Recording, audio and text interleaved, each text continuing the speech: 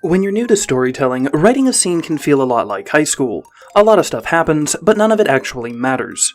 If you don't learn this skill, you're not going to sell any books, get published, and wonder why your story feels empty. That's why today we're going over some of the best practical writing advice I've ever gotten for putting together a scene. By the end of this video, you'll know how to write scenes that advance a plot, sure, but more importantly, you'll know how to write scenes that get a viewer's heart racing, tears running, and fingers flipping to the end of your book. So, let's get started. Going back to high school, that first day freshman year was really hopeful. Here's a new opportunity to reinvent yourself. You can be the valedictorian, a jock, or a football-playing king in space with a mustache. You had a goal and some expectations as to what it would be like to get there. But then you did get there and realized high school is just a zoo disguised as a daycare, and that 8th grader that used to bully you has continued his diet of creatine and small children for the past 2 years and missed how soft your face was. In real life, we go into a situation with goals and expectations, and those expectations might be optimistic or terrifying. For writing a scene, your hero hopefully does the same thing. They should have a reason for whatever they're doing, and before you click away and watch some TikTok of a squirrel cleaning out its belly button, what the big problem here usually is for new writers isn't that their hero doesn't have a goal, it's just that they never show the audience what that goal is. Audiences love to play catch-up, but they hate being left in the dark. With every turn of the page or refocusing of the camera, hint at what it is that your hero is trying to do. Keep in mind, these are just the goals for one particular scene, not the whole story. Whereas story goals might be to take a girl to prom, scene goals would be a smaller derivative of that bigger goal. So like, actually talking to a girl instead of just breathing heavily and sweating through your shirt. Let's take a look at a few fun examples. Harry Potter fights the Hungarian Horntail in the Goblet of Fire.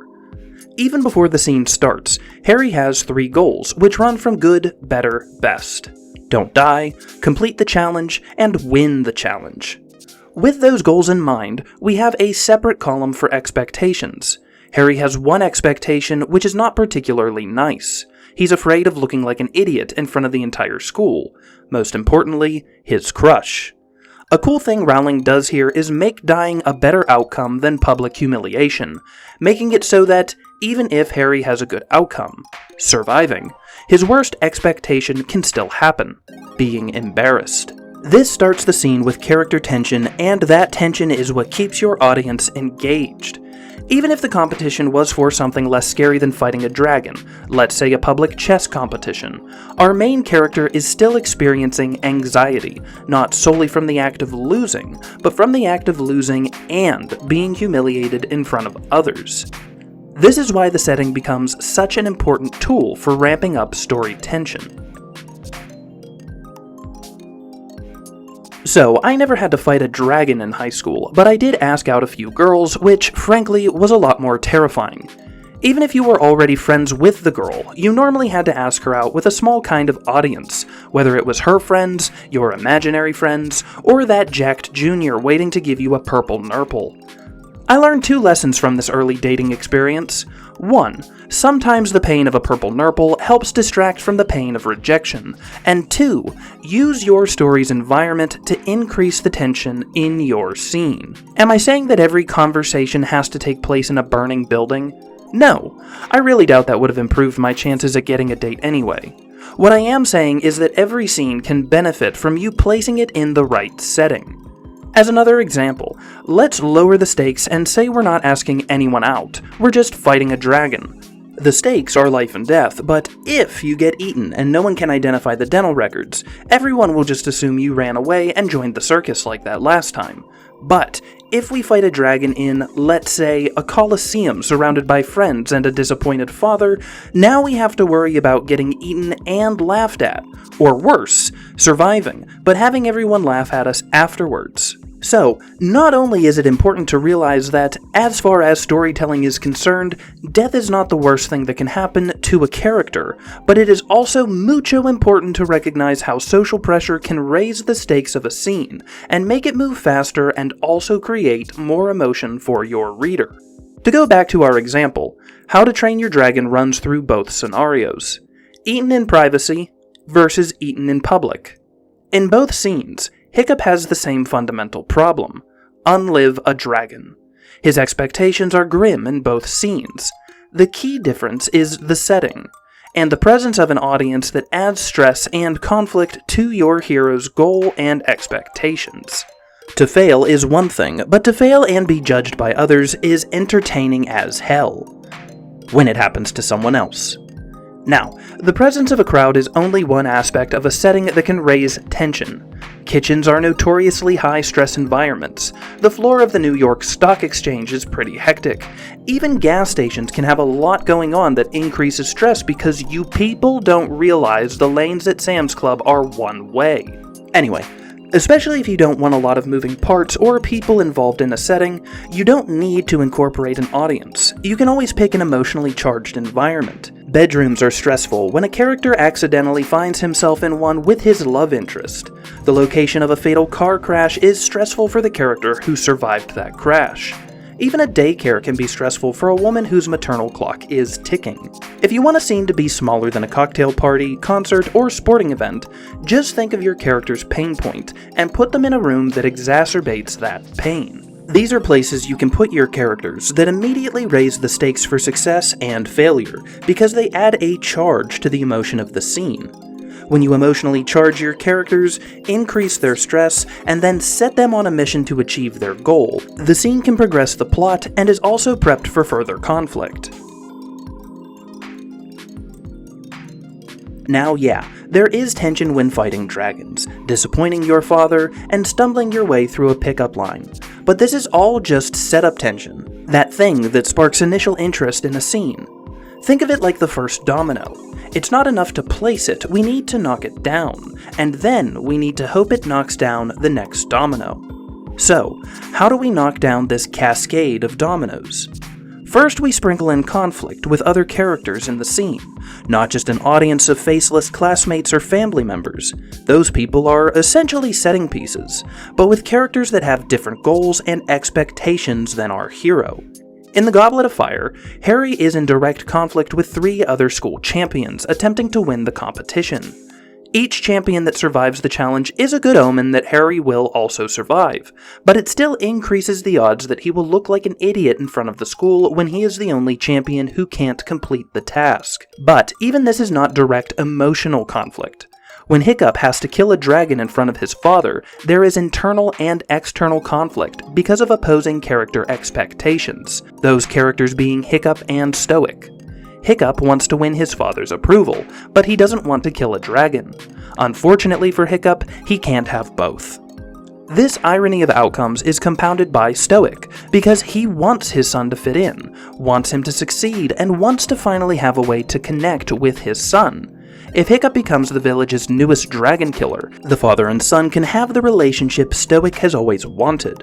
So, not only are we conflicting our hero by putting their goals and expectations at odds, but we are putting their goals and expectations at odds with the goals and expectations of other characters. A big thing to recognize here is that conflict doesn't mean aggressive confrontation. When I asked out girls and they were reasonably uncomfortable, and I wanted to burst into flames rather than stand there like a dejected idiot for 5 more seconds, we were in conflict, but we weren't arguing. Conflict in all 3 cases of Harry, Hiccup, or my high school dating life can really come down to one character's desire to see something happen while the other simply does not want to be there.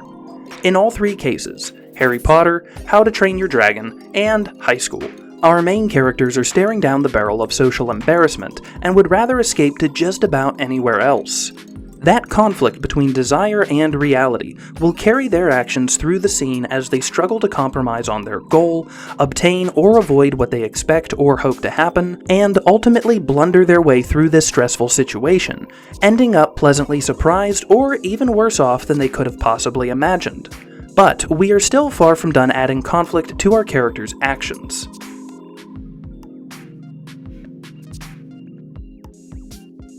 Having a character wishing they were somewhere else while another character anxiously awaits their next move is one form of clashing agendas. In this scenario, everyone in the scene wants something from your main character. Money, attention, to give them a purple nurple, and the scene's main character wants none of it. Likewise, you can place this impetus on another character. Have your main character chasing after someone, trying to avoid the conversation. Hagrid was normally in the middle of one of his killer monster shenanigans when Harry, Ron, and Hermione would ask him about confidential topics. He didn't mind the conversations, but he had other things on his mind and would scurry off to do them once the kids had weaseled something important out of him. This is an example of a character functioning as a ticking clock, something that increases the pressure and speed of a scene naturally. At a less complex level, think of the White Rabbit from Alice in Wonderland. Alice wants to get home, but the rabbit keeps running away because he is late for something important. This causes conflict and forces Alice to act. By giving one of your characters somewhere else to be or something else to do, you create this mini chase between characters, where one character will successfully catch their target, or another character will successfully escape. In either case, we only get so much time before one event or the other happens. But what happens when two characters aren't playing cat and mouse? What happens when two characters are in the chase for the same thing? Or they are chasing two separate goals, but their roads overlap? If you're enjoying these strategies for increasing scene tension, there's a link to a full list of 100 free ideas down in the description. Hiccup wants his dad to love him, but he doesn't want to kill a dragon. Stoic wants to connect with his son, and he does want Hiccup to kill a dragon. The two characters want the same thing, but their expectations are at odds. Harry wants to win the competition, as does every other school champion. These are technically different goals because for Cedric to win, it means Harry has to lose, and vice versa. However, based on the stress and fear each champion expresses prior to the fight with a dragon, none of them expect much more than utter disaster and disappointment with their own performance. When everyone has their own agenda, and the success of those agendas negate one another, we increase conflict and force characters to fight, compromise, cut corners, and make mistakes. This is great because it's how we get our characters into worse situations than any rational person could otherwise get into. Your characters can't be too perfect or too stupid, so we need to set up these interpersonal conflicts to help them make the right choice accidentally, or think they picked the right choice when it turns out to be a mistake. Think of it this way: make every character its own obstacle, even if it's a good obstacle. A good friend might pressure our hero to get sober. That's an obstacle. Likewise, a bad friend might pressure our hero to get drunk. That's an obstacle. People want different things for different reasons, and those differences in what your main character wants and what other characters want is what causes emotional conflict. It's your job as a storyteller to make these differences in character want entertaining and emotional, and the best way to do that is with... I always hate these sections in books and YouTube videos. Subtext is saying something, but not meaning it. Sure, that's part of it, but it misses out on a lot of fun you can have in your writing when making dialogue and having characters interact with one another. Don't just think of subtext as saying one thing but meaning another.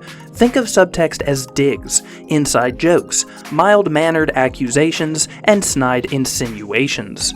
Allow misunderstandings to feed another character's insecurities. Have one character make a kind statement and have it misinterpreted as an insult, or do the opposite. You can also evoke subtext by having a character talk about other problems besides the one that needs fixed. Think avoidant behaviors. Or you can use one of my favorite subtext schemes, which is a form of symbolism. Have them use, break, sell, or touch an object that represents an event or person. Subtext can also occur when a reader's expectations for a character's actions differ from what the character actually does. What I mean to say is, when a character acts out of character, it can signify change or suppressed emotions without saying a single word. These are all ways of showing your audience that an emotion is being suppressed, but seeping out through body language, avoidance techniques, or subtle draws to an item. Hiccup doesn't want to talk to his dad about how he got skilled at fighting dragons. This is avoidant dialogue. Harry is physically smaller than the other three champions, feeding into his inadequacy, which is a form of body language. Bob Belcher shaves his mustache for his daughter, which is equivalent to giving up an item with the subtext being the love for his child. But what if we want to make this exchange more visceral? So this one time grocery shopping, I was winding up to smack my wife's butt, as one does. However, thank God, I realized at the last second that it was not my wife. This goes to show how touch can imply playfulness or a quick and easy lawsuit, depending on how it is interpreted. In storytelling, use touch and the character's reactions to it in order to implement subtext, keeping tension just below the boiling over point as characters adapt and interpret the intention behind the action. A decent number of you have watched Attack on Titan. Think of the two scenes when Armin takes Aaron's hand and lifts him up. The first instance, there is a sense of camaraderie and brotherhood. The second, there is a sense of shame, reluctance, and disappointment. Nothing is said, but it can be felt. In How to Train Your Dragon, Astrid doesn't outright say she agrees with Hiccup for hiding a dragon. She relaxes and puts her arms around him instead. You can have a wife pull away from her husband's kiss, the villain hold a near victim's hand, a man offer a cigarette to a friend he hasn't talked to in years. These are all subtle ways for show don't tell, showing the audience the presence of an emotion simmering just below the surface. To bring this full circle, one of the things I didn't understand as a young man in the dating game was that feeling the emotion is a lot more fun than expressing the emotion. The thrill of the chase. People have more fun hoping for an outcome than getting an outcome. In storytelling, you milk an emotion and a chase for all it's worth. Lovers never say, "I love you," until they absolutely must. Hiccup doesn't decide between his goal or his expectation until his father chooses for him. Harry only exceeds his expectations when his back is to the wall. And it's that crushing pressure bubbling up inside your characters that makes your audience keep reading, makes their heart race or their eyes water. It's what makes your scene come to life. Writing scenes that feel real is what separates okay stories from unforgettable ones. If you are serious about becoming a better writer and want more help creating unforgettable scenes, grab the scene structure checklist below, and drop your toughest writing questions in the comments. I'm building the next video around them, but until then, keep writing the best stories possible.